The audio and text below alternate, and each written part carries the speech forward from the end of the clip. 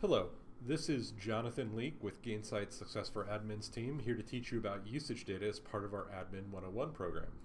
Inside of Gainsight, usage data has a very specific meaning. We use user data to refer to measures that describe how your customers' users are interacting with their product.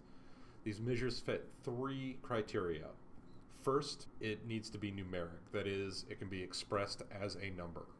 Second, it needs to be counted or calculated for a specific time frame. And finally, it must be directly relatable to your customers. The username or ID must match one of your contacts, or the subscriber ID must match an account record in Salesforce. Taken together, this usage data can provide a very detailed view of your customers. How are they using your products? How they are engaging with your company and your brand outside of your products? What kind of help they need from your company, and how well they are addressing their needs and engaging with them. It's pretty useful information, so let's take a look at how you can access it within Gainsight. This is the history section of the Customer 360 tab in Gainsight. We'll take a look at how to get there in a minute, but for now I wanted to show you how usage data is represented in Gainsight. Here you can see how this sort of data gives you a picture of your customer and how they are interfacing with your products over time. You can also see why these criteria from earlier come into play. This information is numeric, is measured in relationship to time, and is related to a specific customer. To me, what's important about usage data is that this represents a pool of information about your users that you can leverage to inform your team. For example, you can see dips in usage or conversely increases in usage. This offers a lot of possibilities for your CSMs. This sort of data allows us to identify trends, and even better, to identify potentially actionable events. A sudden increase like this, depending on what these measures are, could identify an upsell or training opportunity, while a sudden drop-off might be indicative of a downsell risk. It's important not to be too reactionary to this sort of data. A sudden drop could just as easily indicate a company holiday, for example, but keeping track of and regularly evaluating this customer data allows you to actively make these decisions. Because this data is so useful, we've made it very easy to access. Once you are in your Gainsight instance, you just need to go to the Customers tab and then search for the customer you want to learn more about. In this case, Airbnb. Then click on the History tab on the right-hand side. Once we've found that, you can easily focus on specific time periods, select measures, and get details on specific time periods. As you are navigating this, you are only reading this data. Nothing you do here will alter or delete anything you have recorded, so feel free to explore. Well-managed usage data drives a lot of Gainsight functionality and is frequently used in rules-driven CTAs. How and what data you store is an important decision and has a pretty significant impact on cost.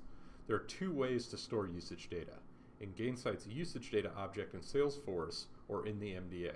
This chart gives you a breakdown of the differences between the two storage methods.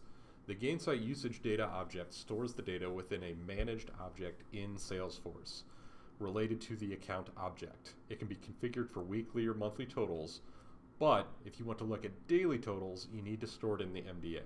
The Gainsight usage object can be configured for user and account level data, or instant and account level data.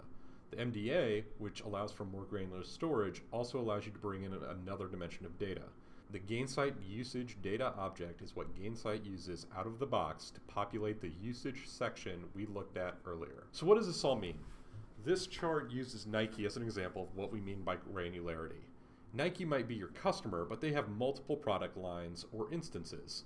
Each instance may have multiple users attached to it, and each user generates a string of events, which is what we are actually interested in, such as logins. If you store data in a Gainsight usage object, you can store the data at the account level, the account and user level, or the account and instance level. However, if you want to store all three, you need to use the MDA.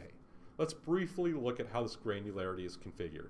This should be configured as part of your initial setups. We won't go into this very much depth here, but I want you to be able to find where these settings are. To start with, we're going to visit the Administration tab, then click on User Configuration. This top part of the screen controls the data and time granularity. You can set when your week starts and how you want to label time. You are much more likely to be interacting with this lower section once your Gainsight organization has been set up. Here you can see all the measures in your organization, how they are grouped, both their name and system name.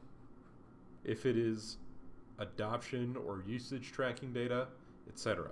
This column will show you if it's an aggregation, and if so, what type it is.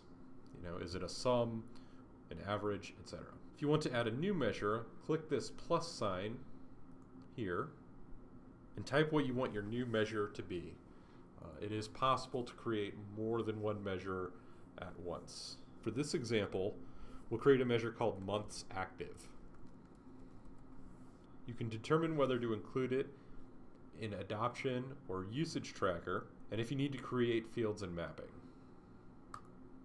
Once this is done, you get a preview of what the new measure is going to look like and make changes as necessary. In this case, I'm going to add it to a group called test